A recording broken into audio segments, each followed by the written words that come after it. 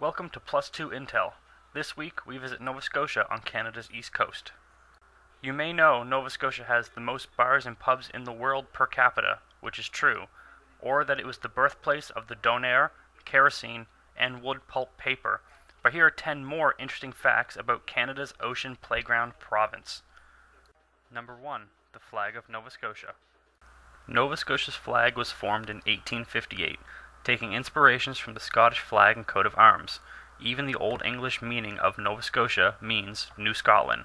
However, even though the flag is over 155 years old and North America's 12th oldest recognized flag, it was never officialized by the provincial government. This means for all of the flag's history in Nova Scotia, it was never actually the true flag, and the province was officially flagless all these years. That is until an 11-year-old girl from Canso, Nova Scotia was researching the flag for a school project and found out that it had never been sworn in. She took this information all the way to Nova Scotia's House of Commons, and in May of 2013, the flag everyone knows was finally made official. So in a matter of weeks, Nova Scotia went from having one of North America's oldest recognized flags to having the youngest official flag. Number 2. The Halifax Explosion. The world's largest man-made explosion, next to the atomic bombs of course, took place in Halifax, Nova Scotia on December 6, 1917. Dubbed the Halifax Explosion, the incident killed approximately 2,000 people and injured another 9,000, and had completely destroyed the city in the process. The explosion was an accident when two ships crossed paths in the Halifax Harbour and struck one another. The SS Mont Blanc, overloaded with explosives and gunpowder, collided with the SS Irimo, carrying a full load of coal. When the two ships collided, a fire broke out on board of the Mont Blanc that slowly overtook the crew.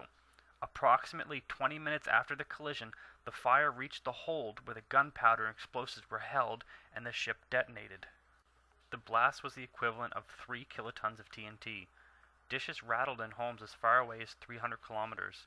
The shockwave shattered windows and destroyed buildings within a 20-kilometer radius. The mushroom cloud could be seen as far away as Maine and New Brunswick.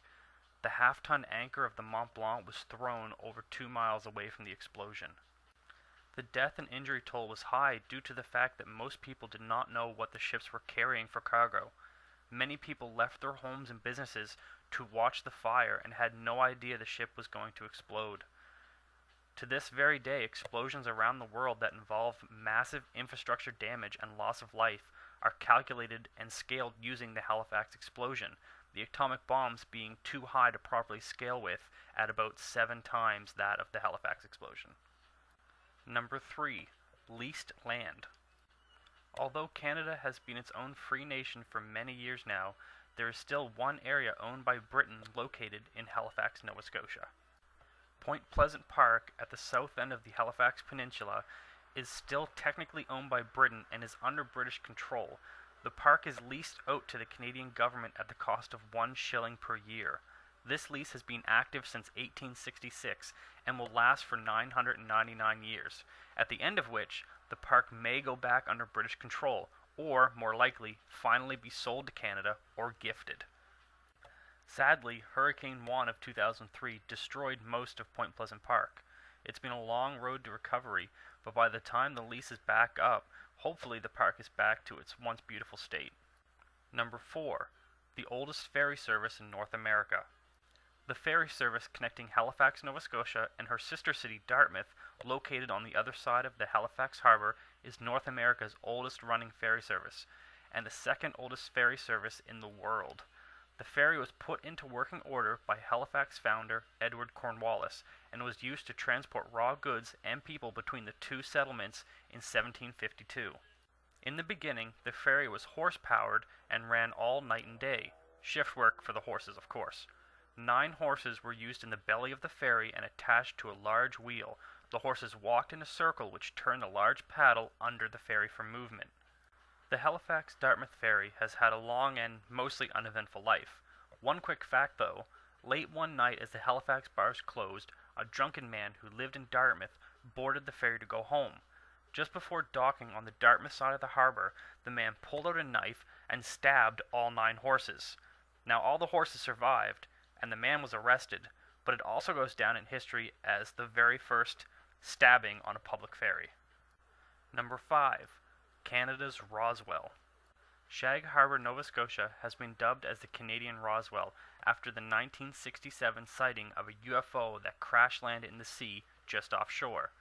The night of October 4th was clear sky when several witnesses reported to the local police they had seen an airplane fall and crash just outside of Shag Harbour. The local police took the first call as a prank, but after dozens more people called in with the same story, the situation was quickly turned into a full investigation. All the witnesses reported seeing a flying object very low to the ground go overhead and then disappear out of sight as it crashed into the sea. Many closer to the crash site reported hearing a large bomb-like explosion but seeing no fire or smoke. That evening, the police and local fishermen took to their boats to rescue any survivors, still believing this was a downed airplane. When they arrived at the scene, the sea was filled with a strange yellow foam. Not like that of sea foam, it was thicker, more like a whipped cream. Small metal objects were retrieved from the surface of the water, but no pieces larger than a dinner plate. Everyone at the time were baffled. This was a downed object, but no debris and no fuel in the water could be found.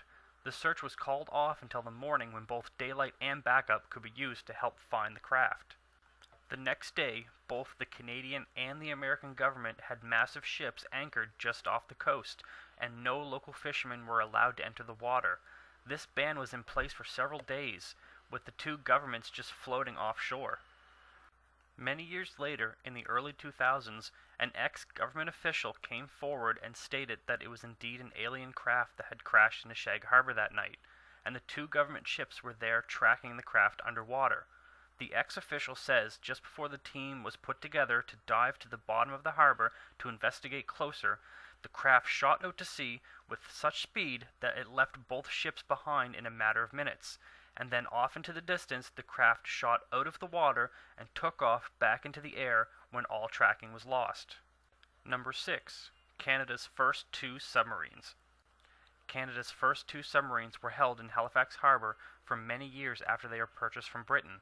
The two subs named HMCS Victoria and HMCS Chickatumi were purchased in 1998 as a much-needed addition to the Canadian Naval Forces. Normally, the purchase of submarines wouldn't make a facts video, such as this, but let's just say, good thing that Britain didn't have a lemon law on naval equipment. The first sub purchase, the HMCS Victoria, sat in Halifax Harbour after its delivery and was checked over before its first training mission. Everything seemed to be in working order, and the Canadian Navy set out on some testings. Shortly after leaving port, the submarine dove down underwater and everything was working perfectly fine. But when the crew tried to bring the sub back to the surface, it wouldn't rise in the water. Instead, it sank further and eventually crashed into the bottom of the Halifax Harbour. A rescue mission was sent out to retrieve the crippled sub and pull it back to the surface. After the first sub was a dud and needed much more work to be sea-ready, the Navy purchased the HMCS Chickatumi, and upon that stress test, the sub both descended and raised just fine. It was then sent out into the open ocean for its first mission to Ireland. The sub made it all the way there, but when the crew set out for home, a fire broke out inside and they were forced to surface just off Ireland's coast, and they were left floating. Both broken subs were then docked in Halifax Harbour and sat there for many years while repairs were made. Number 7. Oak Island. Legend has it that there is a treasure buried on Oak Island.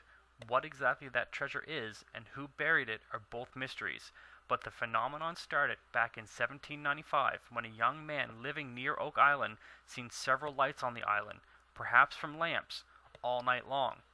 The next morning, when the man went to the island to investigate what was going on, he found a large circular depression in the ground, like someone had dug a hole and then filled it in.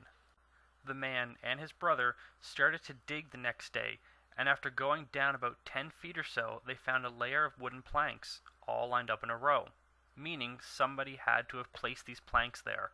Under the planks, the brothers also found coconut husk fibers. This started Canada's greatest treasure mystery. The brothers eventually gave up the dig, because they did not have the equipment needed to dig any deeper, but many adventurers and treasure seekers have made their way to the island over the years, including ex-President of the United States, Theodore Roosevelt. Treasure seekers are fueled by the mystery, because whoever dug that hole had placed large wooden planks of wood and coconut fibers every 10 feet. Now no one knows how far down the treasure is exactly, because after 90 feet of digging, a booby trap was hit and the pit filled with seawater. Rumors of the treasure range from pirate loot to the Holy Grail and even the lost works of Shakespeare. Number 8. Sable Island. Believe it or not, Nova Scotia has a decent-sized population of wild horses. True wild and free horses. There is an island off Nova Scotia's coast called Sable Island. This long and very narrow patch of land is home to hundreds of these horses. So there is literally an island of horses off Nova Scotia. It's hard to believe, but it's true. It is believed that a few horses were aboard a ship that crashed on the huge sandbars around the island during a storm, and swam to safety. These few horses adapted to the new land and survived, even though there is no shelter, no trees, and only small grasses to eat, and the horses must deal with frigid winters and frequent hurricanes. The island is now a protected habitat and a major tourism hub. Any visitors must apply to visit the island, and if approved, they can't bring anything that could harm or unbalance the delicate environment. Number 9. Prostitution legalized in Nova Scotia first. When Canada was first formed as a country, laws regarding prostitution were carried over from Britain. These laws were historically vague, and the first known case of a prostitution ruling in Canada took place in Nova Scotia in 1759. The laws were looked over by the local government in Nova Scotia, and at that point, the act of selling sex for money was legalized. Solicitation, pimping, and brothels remained illegal, but sex workers in Nova Scotia were free to make a living at that point with no interjection of the law. With this legalization, Halifax and other port cities became a destination for sailors and travelers, and Nova Scotia became Canada's first sex tourism hotspot. Number 10. The worst place to live in Canada. New Glasgow, Nova Scotia has been deemed the worst place to live in the entire country. The ranking took into consideration crime, poverty, unemployment, and infrastructure. New Glasgow tops the charts in all 4 lists in a bad way. Violent crime is rampant here, and sexual assaults are on the rise. Unemployment is at a staggering 18%. That's almost 11% above the national average, leaving a large portion of its residents in poverty. Even the city itself is in disarray. Roads are in poor conditions, and buildings are empty. All forms of crime are up in this small city every year, and per capita, New Glasgow has a higher crime rate than the city of Halifax by more than 5%. And now for the bonus fact. It is illegal in Nova Scotia for taxi and limo drivers to wear t-shirts. The law doesn't state what they need to wear, but t-shirts are out of the question. Well, that's it for this interesting facts video. No one should look at Nova Scotia quite the same way again. Don't forget to subscribe for many more factoid videos. Hopefully I can release a new video each week.